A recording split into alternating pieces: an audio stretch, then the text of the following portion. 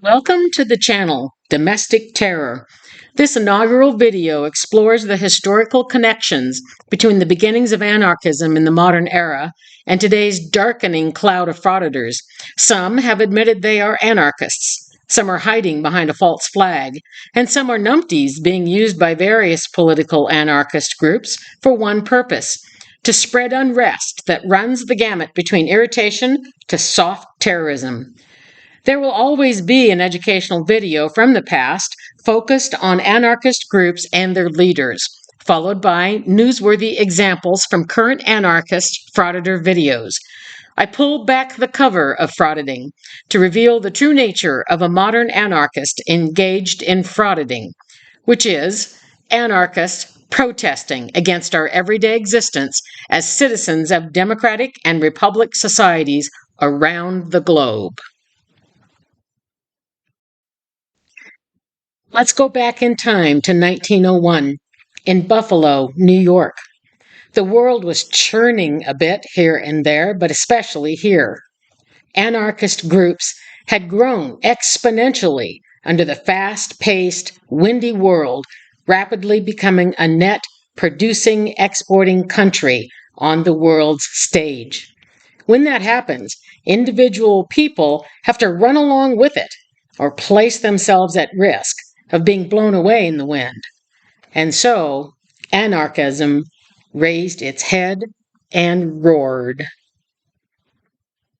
In American history, 4 presidents have been assassinated while in office.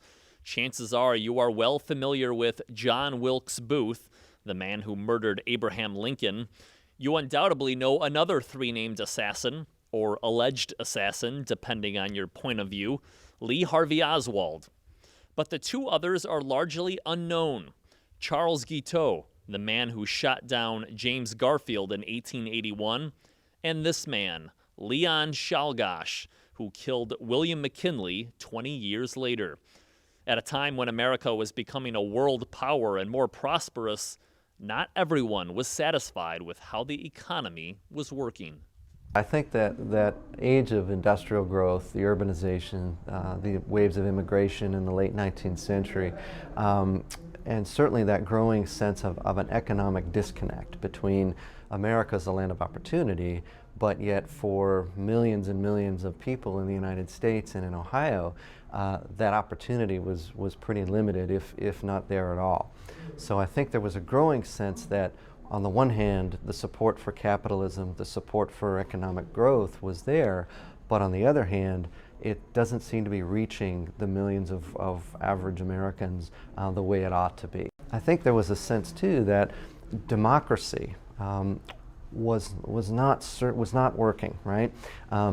Does it make sense in a land of opportunity where the voice of the average person was not being heard in the halls of Congress? Congress was at the beck and call of the wealthy industrialists, the bankers, the financiers, the industrialists. So there was that sense that it wasn't, the democratic process was not working. So I think for more and more Americans, there was something wrong. The rise of anarchists was born out of this disconnect between the very wealthy and those struggling just to put food on the table. There were a number of political and religious figures that had been assassinated by anarchist groups in Europe, and this was also the time of immigration, so a large number of immigrants were coming over, and of course in amongst them were people that felt the same way, that were part of the anarchist movement in Europe and brought their ideas here. And McKinley's personal secretary, George Cortelyou, knew of this and knew of the anarchists coming into our country and was very, very concerned about it. There were other attacks around the same time. It probably was like their 9/11 in a muted way. They didn't really know what was coming next. They didn't know the extent of this organization of people who wanted to kill or do harm to politicians. A 28-year-old born to Polish immigrants, Leon Czolgosz was one of those who had become disenchanted with the American way. Loved to read, began following the talkings of Emma Goldman and other anarchists of the time, and really subscribed to that movement. He grew up in Michigan and then he moved to Cleveland and was working there at the Cleveland rolling mill, steel industry, things like that. Unemployment hit. The panic of 1893 threw him and thousands of others out of work. And so he began to question that system, right? And used his mind to begin to read, to begin to understand, to develop this political philosophy of anarchism. The President and First Lady spent the first part of September 6th visiting Niagara Falls. He then took a train down to Buffalo, where he was scheduled to greet people at a reception in the Temple of Music, a place where John Philip Sousa had performed earlier in the exposition. McKinley, just like our presidents today, they want to be seen by the public, and McKinley was quoted as saying that he had no fear for the Americans that disagreed with him politically. So he wasn't going into this situation really thinking that there was any danger. The thing with McKinley when he did these receptions is, he was adept at moving people through these lines. And so he would reach out with his right hand and literally, as he shook, pull you through, and sometimes would use his left hand to sort of move you through the line. And so there's, the records of the time talk about, the Secret Service agents and his secretary talking to the PAN organizers, keep the line moving. He really likes to meet as many people as he can. And then all of a sudden, this man steps up with a bandage wrapped around his hand, and instead of reaching out for the president. I was going to follow this historical piece from the past with a CH and Tie audits and their self-proclaimed anarchist beliefs video revealed by Craig during a Frauditor Troll interview. Then this all happened. Watch to the end. As heroes will be heroes again come January 1st. Our healthcare workers, our teachers, our law enforcement officers, our firefighters. We're fighting for our government. People are leaving the state because they look at Florida, Texas, Tennessee, and the Carolinas, and their money's going further there. They're feeling safer there. They're living life freer in these other states. You're still here. And this is our last stand for New York. And there's only one option.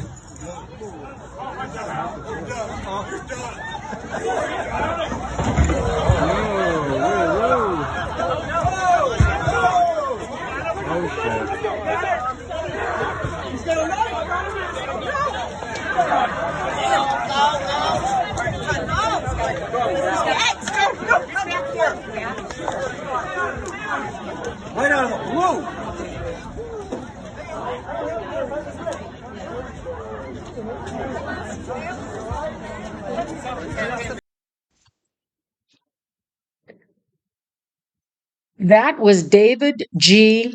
Jacobonis, 43 years old, of Fairport, New York, attacking conservative Representative Lee Zeldin with a non-metal bladed brass knuckle.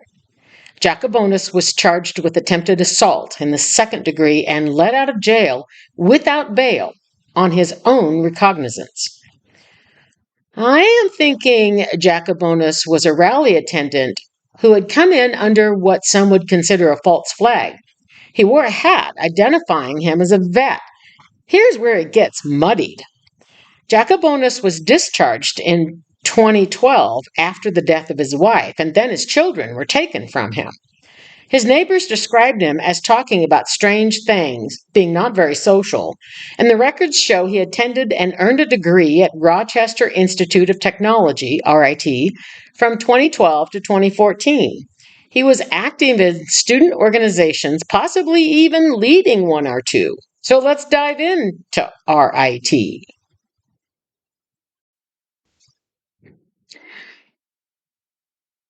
In 2015, Mandy Moon, a college reporter, wrote an article about the political nature of RIT and other liberal arts and technical colleges. It wasn't very flattering of campus conditions.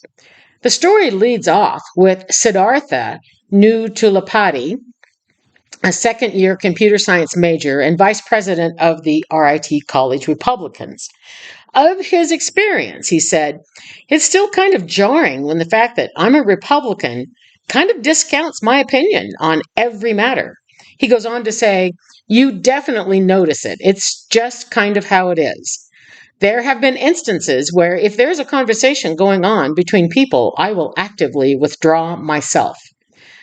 Well, I tell you what, folks, at that point, I went straight to the source with the conviction I would find at least one undergrad class at RIT in anarchism. And sure enough. So there it is, folks.